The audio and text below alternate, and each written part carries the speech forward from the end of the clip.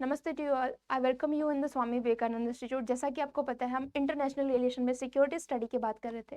Last class में हमने security study के बारे में बात की थी, हमने ट्रेडिशनल सिक्योरिटी स्टडी के बारे में बात की थी।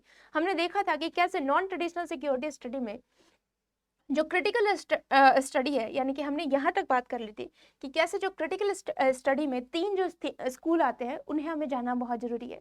हालांकि इससे रिलेटेड कोई क्वेश्चन नहीं आते हैं, but as a student of political science मैं चाहती हूँ कि आप जो है ना वर्ड्स के लिए तैयार हो, ताकि वहाँ पे अच्छे से परफॉर्म कर सको। और इसी वजह से मैंने ये तीन स्कूल, क्योंकि ये जो जनरली जब आप बच्चे सेपरेटली सिक्योरिटी स्टडी पढ़ते हैं तब उनको बताया जाता है।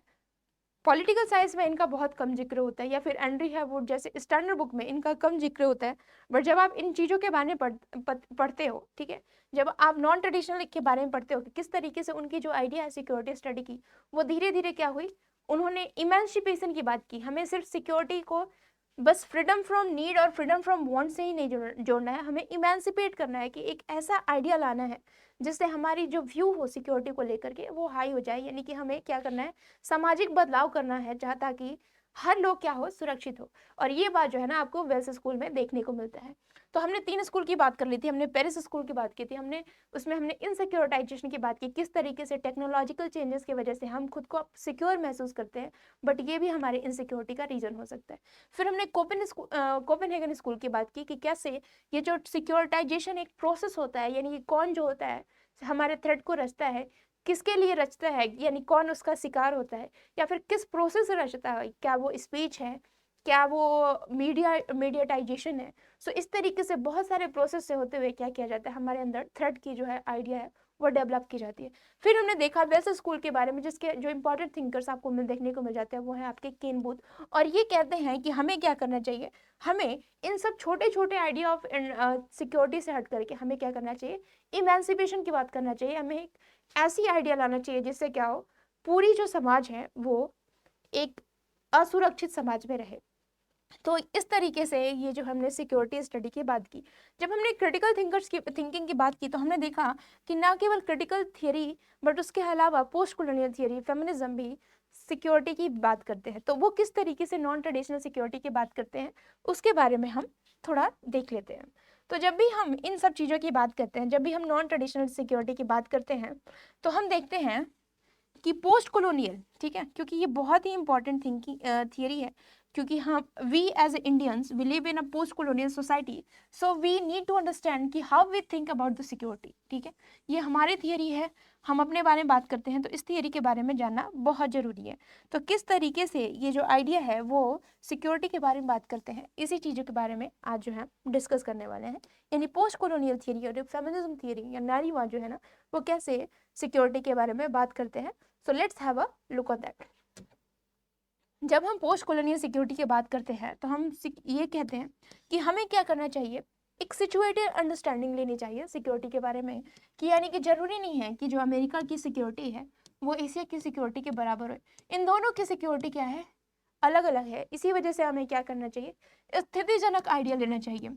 ठीक है, किस टाइम पे हम पढ़ रहे हैं, किस जगह की बात कर रहे हैं, किस कॉन्टेक्स्ट में, किस संदर्भ में बात कर रहे हैं, ये संदर्भ जो होता है ना, ये अलग अलग चीज़ों को अलग अलग तरीके से समझना सिखाता है। और इसी वजह से उन्होंने कहा कि हमें क्या करना चाहिए, स्थितिजनक समझ लेना चाहिए सुरक्षा के बारे में। क्लियर। उसके बाद उन्होंने कहा कि हमें क्या करना चाहिए, क्योंकि आप देखोगे traditional security generally state centric होती है, और स्टेट सेंट्रिक सिक्योरिटी की बात हम करते हैं तो हम बात करते हैं रियलिज्म की, हम बात करते हैं लिबरलिज्म की, हम बात करते हैं वेस्टर्न आइडिया की। तो उन्होंने कहा कि हमें ये जो छोटा नैरो जो आइडिया है सिक्योरिटी का, वहां से निकल के हमें इसको क्या करना चाहिए, डिसेंटर करना चाहिए। ठीक है, हमें क्या करना चाहिए, इसको डिसेंटर करना चाहिए, कि हर जगह क्या करना चाहिए, इसका विकेंद्रीकरण करना चाहिए। कि अब हम लैटिन अमेरिका के बारे में पढ़ेंगे, अब हम मिडिल ईस्ट के बारे में पढ़ेंगे, अब हम अफ्रीका के बारे में पढ़ेंगे, तो और अब हम क्या करेंगे, इन्वायरमेंट के बारे में, क्लाइमेट के बारे में भी पढ़ सकते हैं। तो इस तरीके से धीरे धीरे उन्होंने डिमांड किया कि अब हमें क्या करना चाहिए, ब्रोडन करना चाहिए सिक्योरिटी स्टडी को, अब हमें इसका फैलाव करना चाहिए, अब हमें उस फैलाव के अंदर भी क्या करना चाहिए, गहराई से जाना चाहिए। ठीक है, तो इस तरीके से जो आइडिया ऑफ सिक्योरिटी स्टडी को उन्होंने डिसेंटर करने की बात की। उन्होंने कहा कि we must focus on the intersectional approach of the caste and class, यानी कि अब हमें क्या करना चाहिए, अंतर विरोधी दृष्टिकोण को अपनाना चाहिए जब भी हम सामाजिक सुरक्षा की बात करते हैं। क्योंकि अंतर विरोधी क्या होता है, इंटरसेक्शनल क्या होता है, इंटरसेक्शनल मतलब कि आप जो है ना, आप गरीबी से तो परेशान ही है, साथ में आप देखो कास्ट, यानी कि एक सोसाइटी में बहुत सारे प्रॉब्लम हो सकती है, यानी कि intersectional issues, there are lots of issue going within a single state, और हमें क्या करना चाहिए, उनके बारे में पढ़ना चाहिए। So we need to focus on the intersectional approach of the security study. तो इस तरीके से ये जो सिक्योरिटी स्टडी की बात जो है, हमने ट्रेडिशनल से हटा करके अब नॉन ट्रेडिशनल सिक्योरिटी स्टडी के बारे में की, और इसी के बारे में पोस्ट कॉलोनियल थियरी भी बात करते हैं। All right, so now let's move toward the next approach of the security study, that is feminism, the most important theory. वो ये कहते हैं कि हम, पहली बात तो उन्होंने कहा कि हमें क्या करना चाहिए, हमें इसको ब्रॉड करना चाहिए। हर क्रिटिकल थियरी यही कहता है कि हमें सिक्योरिटी स्टडी को क्या करना चाहिए, उसकी जो एरिया है उसको क्या करना चाहिए, ब्रॉड करना चाहिए। ये नहीं कि सिर्फ स्टेट के बारे में, बहुत सारे नॉन स्टेट एक्टर, इन्वायरमेंट से रिलेटेड चीज़ें, उनको भी हमें क्या करना चाहिए, कंसिडर करना चाहिए, यानी ब्रॉड करना चाहिए। फिर उन्होंने कहा हमें डीप करना चाहिए इसको, यानी कि जब आप इंडिविजुअल की बात कर रहे हो तो इंडिविजुअल की गहराई में जाके देखिए, इनकी ह्यूमन सिक्योरिटी, उनकी employment, wants, need, sustainable development involve group. इस तरीके से जब हम इस तरीके से डीपन करते हैं, यानी कि इंडिविजुअल लेवल पे जा करके उसकी गहराई में उसके हर एस्पेक्ट को देखते हैं, so that is called deepening. और उसके तहत हम उसके इकोनॉमिकल, सोशल, इन्वायरमेंटल सारे जो पहलू होते हैं उनको हम ध्यान देते हैं। तो आर्थिक, सामाजिक और पर्यावरणीय चीजों को ध्यान देना ही आप देखोगे, that is called broadening and deepening of the security study. फिर उसके बाद जब हम नारीवाद की बात करते हैं, ठीक है,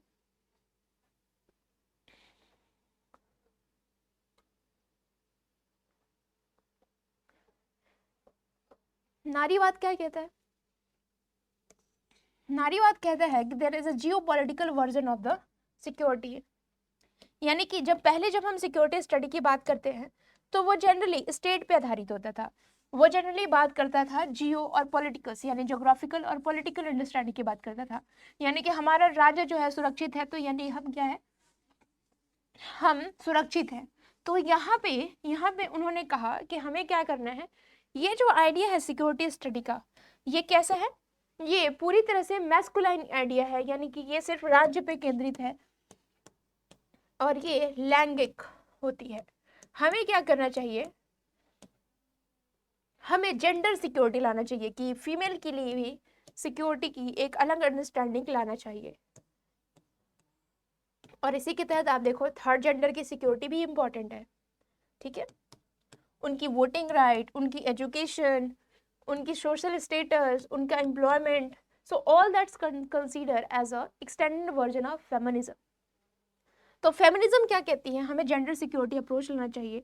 ये जो आइडिया है पब्लिक प्राइवेट का,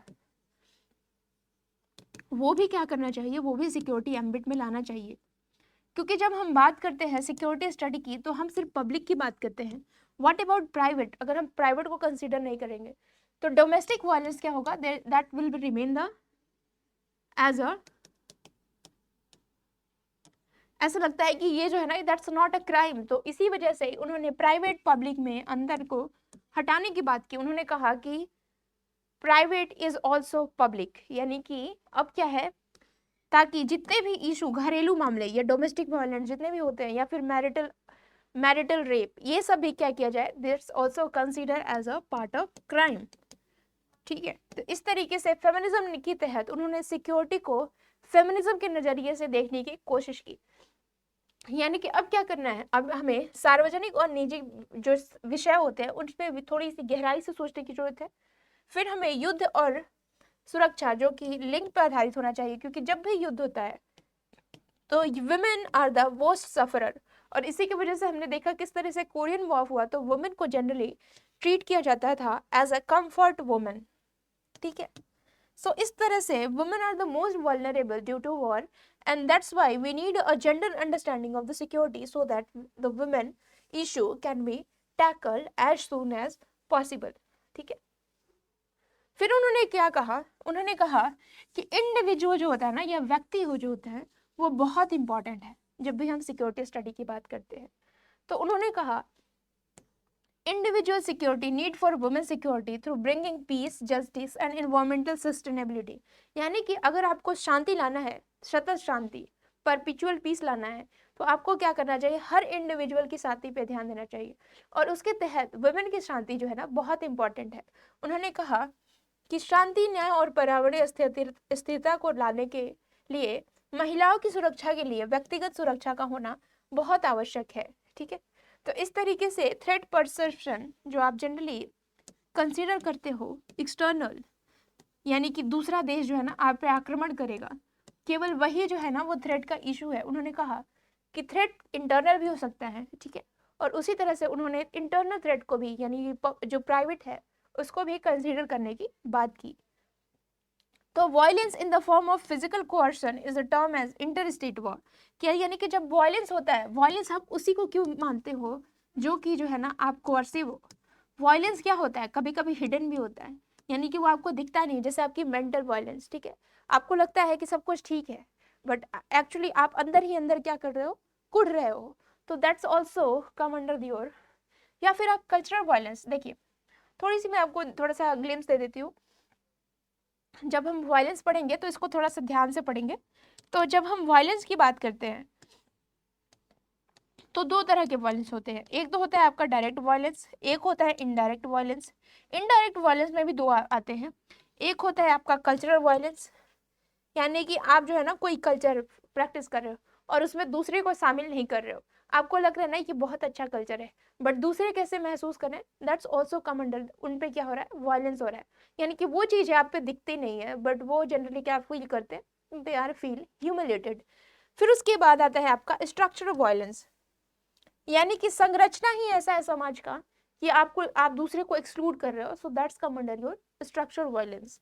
उदाहरण के रूप में आप देखो, डिस्क्रिमिनेशन, अनटचेबिलिटी, ठीक है, patriarchy, so that's come under the structural violence. या फिर सेम सेक्स मैरिज को ना लाना।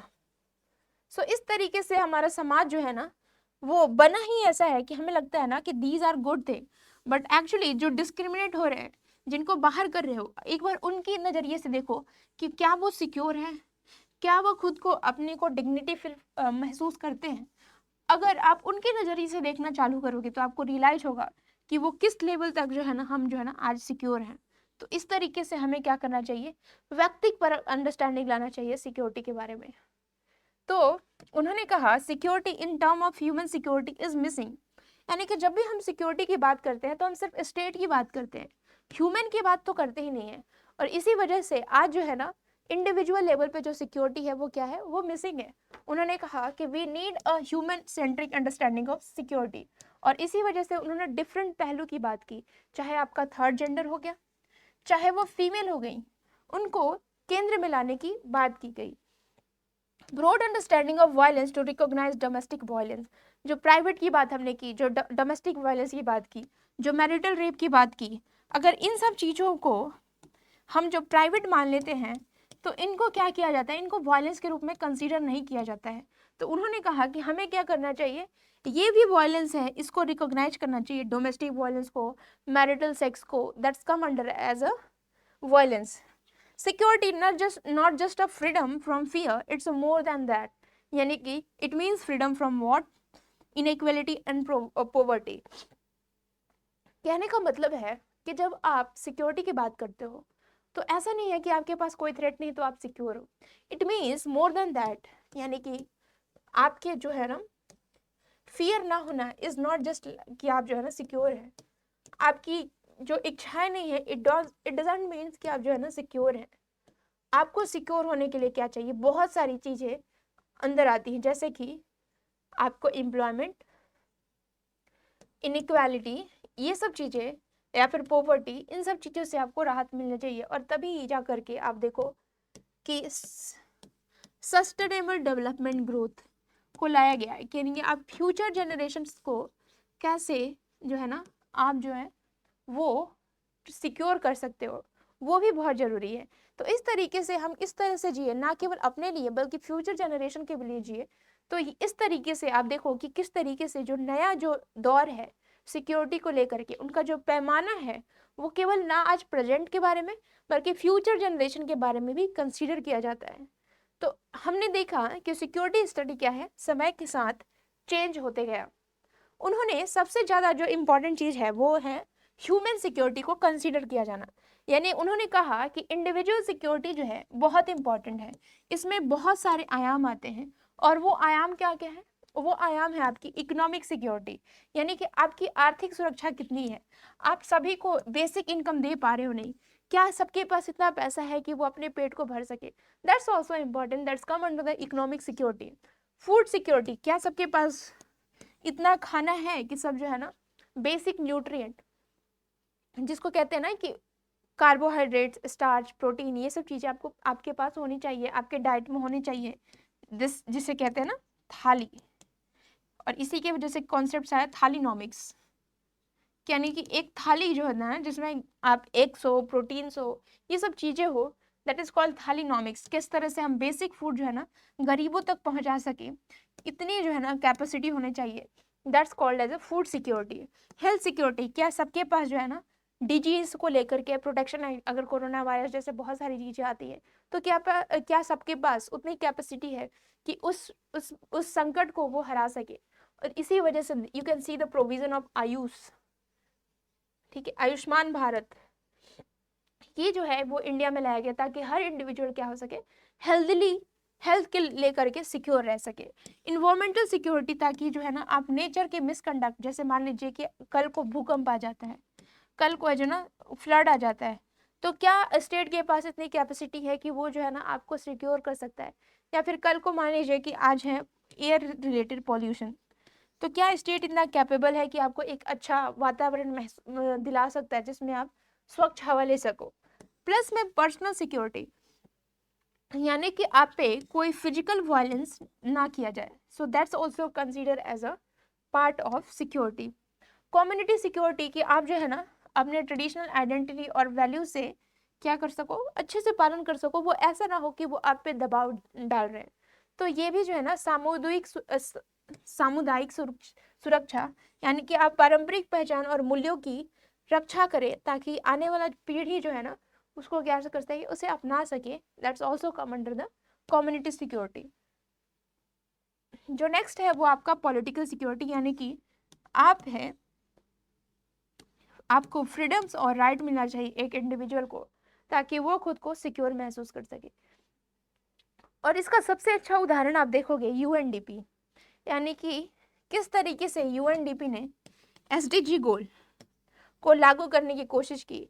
उसमें कोशिश यह किया गया कि ना केवल आपको सुरक्षा दी जाए, आपको पॉवर्टी, आपको एम्पावर किया जाए, क्लाइमेट रिलेटेड जितने भी इशू हैं उनको क्या किया जाए, शॉर्टेड आउट किया जाए। तो इस तरीके से यूएनडीपी का जो एजेंडा है वो आप देखोगे एक बृहद एजेंडा है जिसमें बहुत सारे जो सुरक्षा के पहलू है, चाहे आपका है यहाँ पे आर्थिक हो गया, खाद्य से रिलेटेड हो गया, स्वास्थ्य से रिलेटेड हो गया, पर्यावरण, व्यक्तिगत, सामुदायिक, राजनीतिक, इन सब को कवर करने की कोशिश की गई है। तो इस तरीके से जो आज का जो सुरक्षा का जो आयाम है वो वृहद आयाम को छूता हुआ निकल रहा है। और इसी वजह से हम कहते हैं कि non traditional understanding of security is more broad as compared to the traditional understanding of security. So now we are moving to the कुछ इंपॉर्टेंट फैक्ट्स जिसके बारे में हो सकता है आपसे एनटीए पूछ दे। जैसे most important question is regional security complex theory, जिसके बारे में क्वेश्चन आते हैं।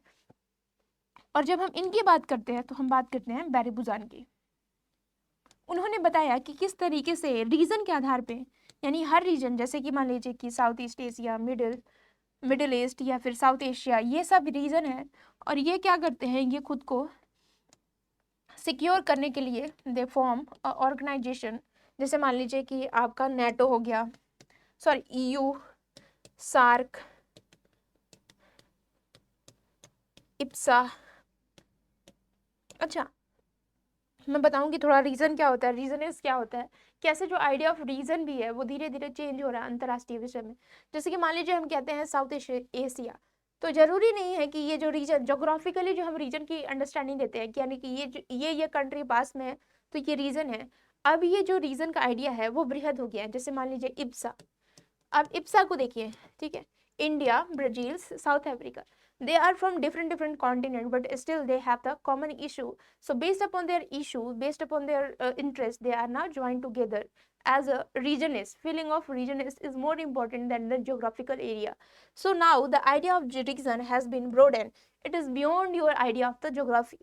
तो इस तरीके से, किस तरीके से रीजन सिक्योरिटी कॉम्प्लेक्स जो थ्योरी जो है कि हम हर रीजन क्या होता है, now because of the trade they are not interdependent upon each other, और इसी वजह से ये जो सिक्योरिटी की इशू है उसको हम क्या कर सकते हैं, now we can shorted it out. तो फिर उसके बाद हमने देखा किस तरीके से मॉडर्न सिक्योरिटी थ्रेट जो है वो शेयर्ड और डिस्ट्रीब्यूटेड है। जैसे कि मान लीजिए कि पॉल्यूशन से रिलेटेड, ग्लोबल वार्मिंग से रिलेटेड। तो आज जो है ना मॉडर्न सोसाइटी में आप ये नहीं से कह सकते हो कि ग्लोबल थ्रेट यानी कि मालदीव डूब रहा है तो हम we are very secure. So every country are interdependent on each other, ठीक है। प्रीएम्प्टिव वॉर और प्रिवेंटिव वॉर क्या होता है? प्रीएम्प्टिव वॉर क्या होता है? जब अपने कंट्री को, जब अपने दुश्मन को आप क्या करते हो, by the program like military operation के थ्रू उनको क्या करने हो, रोकने की कोशिश करते हो। तो बहुत सारे स्टेप होते हैं जिससे आपको पता चलता है कि आने वाला खतरा है, तो हम क्या करते हैं, मिलिट्री ऑपरेशन जो है ना ऑर्गेनाइज करते हैं और हम उनको रोक लेते हैं। उदाहरण के तौर पे आप इराक देख लो, इराक वॉर 2003 में, जहाँ पे यूएस ने मिलिट्री ऑपरेशन के थ्रू इराक को रोकने की कोशिश की थी। फिर उसके बाद एक होता है प्रिवेंटिव वॉर। जनरली दोनों को कंफ्यूज किया जाता है और कंफ्यूज करने की कोशिश की जाती है। कंट्री ये कहती है कि we are not doing preemptive war, we are preventing them. तो प्रिवेंटिव जब हम वॉर कहते हैं तो इसका मतलब होता है कि आप राइजिंग पावर को मिलिट्रिकली, डिप्लोमेटिकली, इन सब तरीके से, बट यहाँ पे जनरली आपको मिलिट्री ऑपरेशन देखने को मिलती है। यहाँ पे आप अलग अलग तरीके का यूज कर सकते हो, जैसे नेगोशिएशन के थ्रू, तो उसको आप क्या कर सकते हो, प्रिवेंट कर सकते हो। तो जनरली मान लीजिए कि पॉलिटिकल साइंस में या फिर आप न्यूज़पेपर में देखते होगे, कंट्री जब दूसरे पे अटैक करती है तो वो कहते हैं कि we are preventing them, we are not launching preemptive war. तो ये जो है ना एक तरह से वर्ड्स का हेर फेर है।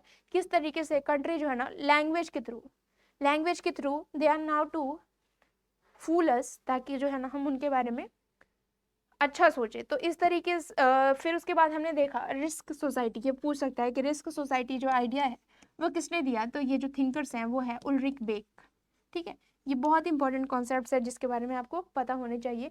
ये जनरली हो सकता है आपके एग्जाम में पूछ दिया जाए। तो now we are moving to the PYQ, the most awaited part. और मुझे पता है कि आप जो है ना सिक्योरिटी को पढ़ के आप बोर हो चुके हो, क्योंकि मैंने इस टॉपिक को जो ट्रेडिशनल और नॉन ट्रेडिशनल, इसको मैंने हर आयाम को छूने की कोशिश की है, ठीक है, ताकि आप जो है ना पूरी तरह से इस टॉपिक पे मास्टर कर सको। सो जो फर्स्ट क्वेश्चन आपसे पूछा गया है वो ये है, which of the following is not correctly match. यानी कि यहाँ पे आपके जो है ना आइडियाज हैं और ये बुक है। Security complex is given by Ken Booth, common security is Palmer report 1992, security community Karl Deutsch, security regime Robert Jervis. इसमें से कौन जो है सही नहीं है आपको बताना है। Just try your guess and we will discuss this later because we have already covered this in our lecture. So I hope you can guess it right.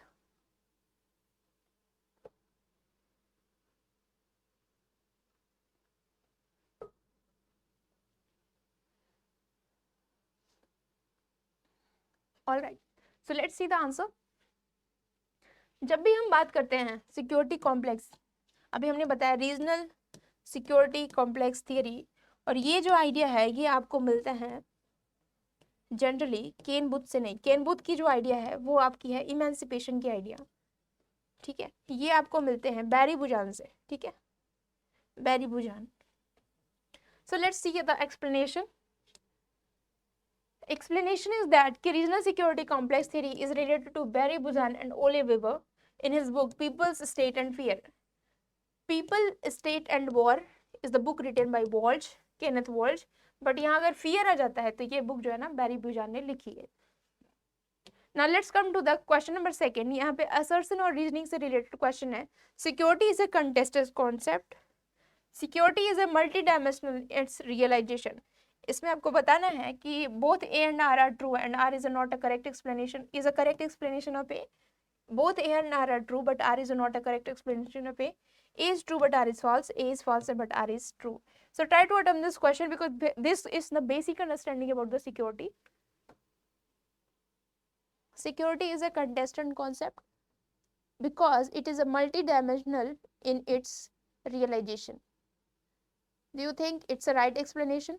Because ये तो पता है कि both are correct, but you have to know कि is it the right explanation. So you can check this kind of question by putting it because here, या therefore, या hence. Hindi वाले बच्चे यहाँ पे क्यों की लगेंगे, ठीक है, और इस तरह से वो चेक कर पाएंगे. सो जब भी हम लेट्स डिस्कस दिस, जब भी हम सिक्योरिटी की बात करते हैं तो of course it's a contested concept, यानी कि ये एक विवादित अवधारणा है क्योंकि हर लोगों ने सुरक्षा को अलग अलग तरीके से डिफाइन किया है, क्योंकि उनके हर लोगों ने अलग अलग पहलू को समझा है. सुरक्षा अपने बोध में बहुआयामी है. सो लेट्स सी इस explanation because both seem the right one. So of course both is the correct explanation of A.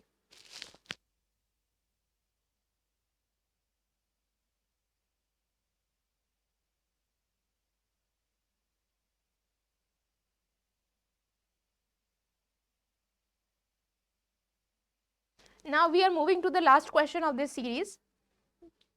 That is, यहाँ पे आपका क्वेश्चन है, consider the following statement about the arms control, यानी कि हथियार नियंत्रण के बारे में इनमें से कौन सा जो कथन है वो सही है.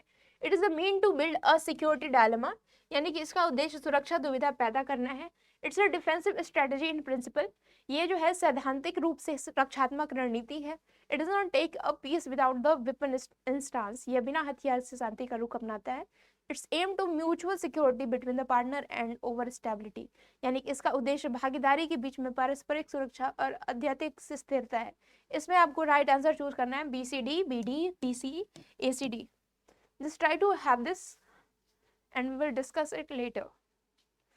I mean, I soon discuss it, don't worry.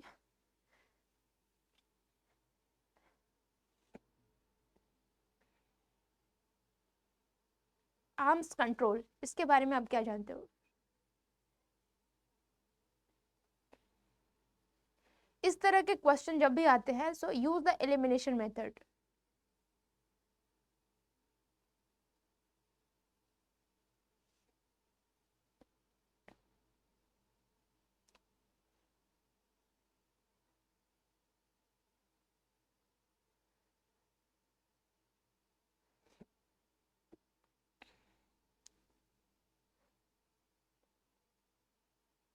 चलिए इसके बारे में देखते हैं कि consider the following about the arms control. अच्छा, एक चीज जो मैं आपको बताना चाहती हूँ रिलेटेड टू सम कॉन्सेप्ट, फिर उसके क्वेश्चन पे बाद में आएंगे, और वो है आपका आर्म्स कंट्रोल. ठीक है, यहाँ पे मैं इसको आपको बता देती हूँ. एक है आपका आर्म्स कंट्रोल, ठीक है, और एक जो होता है वो आपका डिसआर्मामेंट होता है. ठीक है, इन तीनों में अंतर क्या होता है? और एक होता है आई थिंक, अच्छा, जब भी हम डिसआर्मामेंट की बात करते हैं तो हम धीरे धीरे करके अपनी आर्म्स को रिड्यूस करते हैं. और आर्म्स कंट्रोल का मतलब ये नहीं है कि आपकी जो है ना सिक्योरिटी आ गई है. It never mean that. ठीक है, तो आर्म्स का मतलब सिर्फ आप कंट्रोल करते हो. इट डजंट मीन कि आप इस कंट्रोल से क्या हो सकता है, that there is a peace. So that's why when we look into the question, ये कह रहा है कि consider the following statement about arms control. It means to build a security dilemma. Arms को कंट्रोल करने का मतलब ये नहीं है कि आप जो है ना सिक्योरिटी डायलेमा, कभी भी सुरक्षा दुविधा पैदा करना है. देखिए, हर जो चीजें होती हैं, चाहे आपके आर्म्स कंट्रोल हो गया, चाहे आपकी डिसआर्मामेंट हो गया, ठीक है, इससे आप कभी सुरक्षा दुविधा को कम करना चाहते हो. ठीक है, ताकि दूसरे जो स्टेट हैं वो दूसरा वेपन ना ले सके. तो इसका मेन उद्देश्य कभी भी सिक्योरिटी डायलेमा को बढ़ाना नहीं है, बिल्ड करना नहीं है. तो ए जो होगा ना आपका एलिमिनेट हो जाएगा, यानी कि आपका ए ऑप्शन यानी डी जो है वो निकल जाएगा. फिर कह रहा है it's a defensive strategy in principal, यानी कि आर्म्स कंट्रोल से आप क्या करते हो, आप जो है ना रक्षा की रणनीति अपनाते हो. यानी कि जब एक आर्म्स कंट्रोल करते हो तो दूसरा जो है ना उससे आपका क्या होता है, सुरक्षा की स्थिति क्रिएट होती है. ठीक है, आप दूसरे पे आर्म्स कंट्रोल की ट्रीटी लगाते हो ताकि जो है ना बाकी जो है ना सुरक्षित रह सके. It does not take a peace without weapon stance, यानी कि कह रहा है ये बिना हथियार के शांति का रुख अपनाता है. यानी कि आप जो है ना शांति लाने की कोशिश करते हो बिना हथियार के. ठीक है, ये बिना हथियार के शांति का रुख अपनाता है। ठीक है, तो आर्म्स कंट्रोल, यही बात मैंने बताई थी कि आर्म्स कंट्रोल का मतलब कभी भी नहीं है कि आप जो है ना हथियार को बंद कर रहे हो। इट मीन्स कि आप उसके मैन्युफैक्चरिंग को कंट्रोल कर रहे हो। इट डजंट मीन कि आप जो है ना पीस ला सकते हो उससे। तो आपका सी जो है दैट इज रॉन्ग। ठीक है, so the right answer, it aims to mutual security between the partner and over stability. सिर्फ स्टेबिलिटी लाया जाता है और म्यूचुअल जो है ना एग्रीमेंट होता है कि यस मैं इतना कम कर रहा हूँ, आप इतना कम करो। तो इस तरीके से म्यूचुअल सिक्योरिटी लाया जाता है, पारस्परिक जो है ना सुरक्षा की भावना डेवलप किया जाता है। So D seems the correct answer. So when we look upon the D, it's a B and D that is the correct one. So in this way, we are covering the unit 2 of the international relation, and now we are moving to the unit 3 और जिसमें हम बात करेंगे UN के बारे में. So see you in the next session जिसमें हम आगे की IR के unit 3 के बारे में बात करते हैं. So see you soon and have a good preparation. Keep reading and keep prospering.